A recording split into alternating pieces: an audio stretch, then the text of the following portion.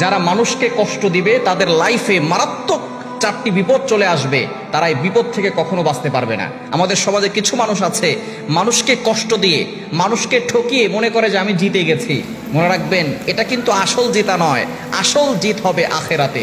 আখেরাতে যদি আপনি জান্নাত পেতে পারেন, মানুষের সাথে ভালো ব্যবহার করে আখেরাতে যদি আপনি সুন্দর একটি জীবন জান্নাতে গুছাতে পারেন, তাহলেই আপনি সার্থক হবেন। এছাড়া কখনোই কিন্তু আপনি সার্থক হবেন না, সাকসেসফুল ম্যান হতে পারবেন না।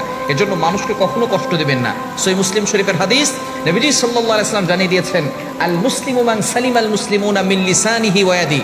এ true Muslim is a person, প্রকৃত মুসলমান হচ্ছে ওই ব্যক্তি, those hand and mouth for safe everyone, যার হাত এবং মুখ থেকে সকল মুসলমান নিরাপদে থাকে। কাউকে কষ্ট দিবেন না।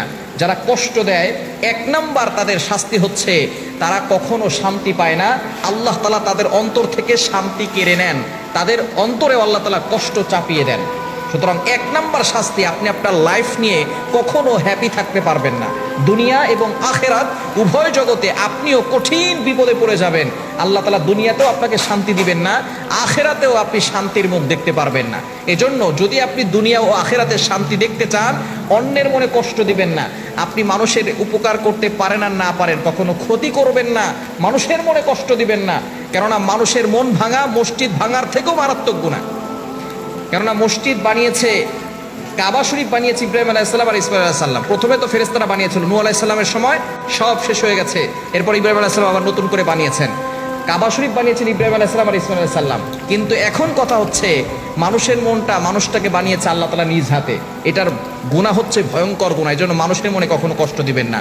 সুতরাং 1 নাম্বার, যারা মানুষকে কষ্ট দেয় তারা দুনিয়াতেও শান্তি পায় না, আখিরাতেও শান্তি পায় না। 2 নাম্বার হচ্ছে তাদের জীবনের সবচেয়ে প্রিয় জিনিসটা তারা হারিয়ে ফেলে। আল্লাহ পাক রব্বুল আলামিন তাদের জীবনের প্রিয় জিনিসটা কেড়ে নেয়। আপনার জীবনের যে প্রিয় জিনিস আছে, আপনি হারানোর জন্য প্রস্তুত থাকেন, কারণ আপনি মানুষের মনে কষ্ট দিয়েছেন। এজন্য অবশ্যই মানুষের মনে কখনো কষ্ট দিবেন না। 3 নাম্বার, যারা মানুষের মনে কষ্ট দেয় তাদের প্রতি অন্যান্য মানুষের কোনো ভালোবাসা থাকে না, মানুষ তাকে ঘৃণা করে। মানুষ আস্তে আস্তে তার প্রতি ভালোবাসা হারিয়ে ফেলে, মানুষ আস্তে আস্তে তাকে ঘৃণা করা শুরু করে, মানুষও তাকে মহব্বত করে না, ভালোবাসে না। 4 নাম্বার হচ্ছে আল্লাহ পাক রব্বুল আলামিন নিজেও তাদেরকে ক্ষমা করে না।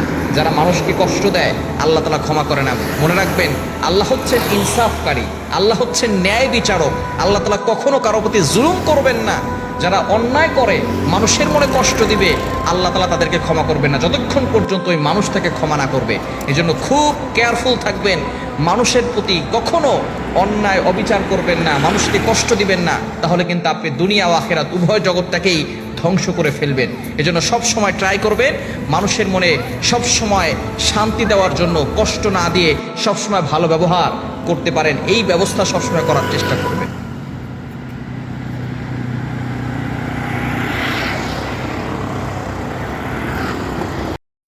না